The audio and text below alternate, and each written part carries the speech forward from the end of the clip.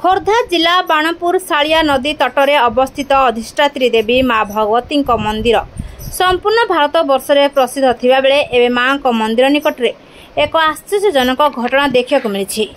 श्रद्धालु माने माँ भगवती दर्शन सारी मंदिर मुख्य द्वार दे प्रत्यावर्तन कला बेले मंदिर सामने रही माँ जगधात्री मंदिर। सही मंदिर में रही एक अलौकिक कुंड, जो कुंडरे दुईटी पत्थर भासुथिबार देखा मिली। माँ भगवती दर्शन सारी मंदिर सम्मुख माँ जगधात्री मंदिर एही अलौकिक कुंड को दर्शन कले मनस्कामना पूर्ण हुए बोली माँ भगवती अंगलागी सेवक भास्कर चंद्र नायक कहते। माँ भगवती दर्शन सारिबा परे भक्त आसी दर्शन करने सह आशीर्वाद नहीं फेरुथिबार देखा मिली। उक्त जगधात्री मंदिरटी संपूर्ण भाव में निर्माण होई नथिबा बेले मंदिरटी संपूर्ण भाव में निर्माण पाई चिलिका विधायक पृथ्वीराज हरिचंदन और सांसद संबिधि पात्र को दृष्टि आकर्षण करने गणमाध्यम जरिया माँ भगवती अंगलागी सेवक भास्कर चंद्र नायक अनुरोध करिसेंती। अंगलागी सेवक भास्कर चंद्र नायक आश्विन मास चली महानवमी दिन बड़ी टाइम रे कुंभरा उड़ी मो ऊपर पड़ा मुझे पड़ा पर मार स्वप्न कला जगधात्री मंदिर मो सामने हम जगतर मंगल करने पृथ्वीर मंगल करने जगधात्री मंदिर करने तुमको अंगलागी सेवक हिसाब से मुझे निर्देश दूसरी माँ भगवती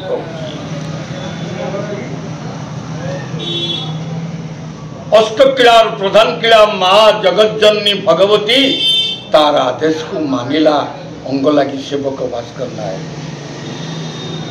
संबित पात्र एमपी जे नरेंद्र मोदी पाख लोक लखन तांको पाखरे मु पहुंचीबी जे नरेंद्र मोदी लक्षण समित पात्र पाखरे मु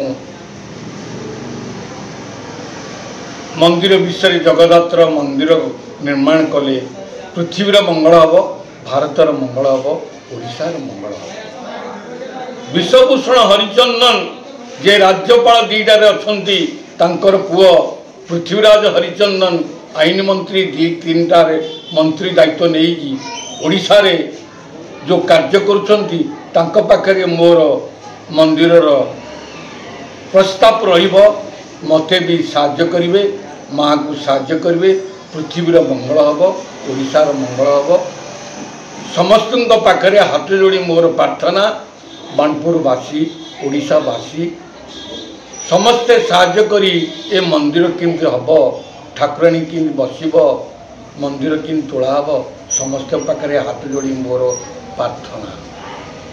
बाणपुर सागर कुमार साहू रिपोर्ट ज्योति प्रभा न्यूज।